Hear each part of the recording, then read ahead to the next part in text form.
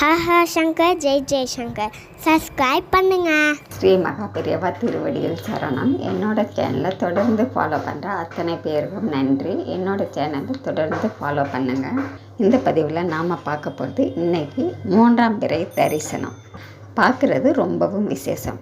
இந்த நாளில் நாம் நீண்ட நாட்களாக தடைப்பட்டு நிற்கக்கூடிய எந்த ஒரு கோரிக்கைகளாக இருந்தாலும் சரிங்க, உங்களுடைய நீண்ட நாள் ஆசைகள், இந்த மாதிரி விஷயங்கள் எதுவாக இருந்தாலும் சரிங்க, நாம் இன்றைக்கி இரவு 12 மணிக்குள்ளே உங்கள் வீட்டில் இருந்தபடியே 3ஆம் பிறை தரிசனம் கண்டிப்பாக வழிபாடு பண்ணுங்கள். வழிபாடு செய்யும் பொழுது உங்களுடைய கோரிக்கைகள் எதுவாக இருந்தாலும் சரிங்க, அதை மளிகை கடையில் இருக்கக்கூடிய பிரியாணி இலை கேட்டு வாங்கிக்கோங்க. ஓட்டை உடசல் இல்லாமல், நுனி உடையாமல் முழு இலையாக பார்த்து வாங்கிக்கோங்க. அந்த பிரியாணி இலையை நீங்கள் இடத்துல உட்காந்து உங்களுடைய கோரிக்கைகள் எதுவாக இருந்தாலும் சரிங்க, அதை ஷார்ட்டாக பச்சை நிற பேனாவால் நீங்கள் அதில் எழுதுங்க. பிரியாணி இலையில் எழுதணும்.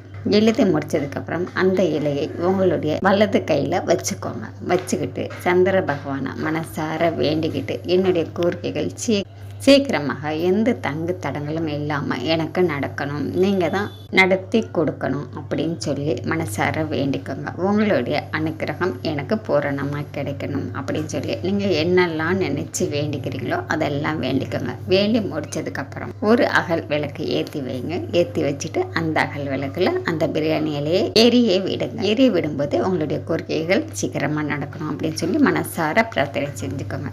எரிந்தவுடன் அந்த பவுடரை வீட்டுக்கு வெளியே உங்களுடைய வலது கையில் அந்த பவுடரை வச்சுக்கிட்டு ஊதி விட்டுடுங்க. ஊதி விடும்போது பிரபஞ்சத்துக்கிட்ட போய் செய்திடும் உங்களுடைய கோரிக்கைகள். கண்டிப்பாங்க நீங்கள் நினைக்கிற விஷயம் கூடிய சீக்கிரமாக நடக்குங்க. நம்பிக்கையோட இந்த அருமையான சக்தி வாய்ந்த எளிமையான பரிகாரத்தை செஞ்சு தான் பாரு. நன்றி. நம்ம அடுத்த பதிவில் பார்க்கலாம்.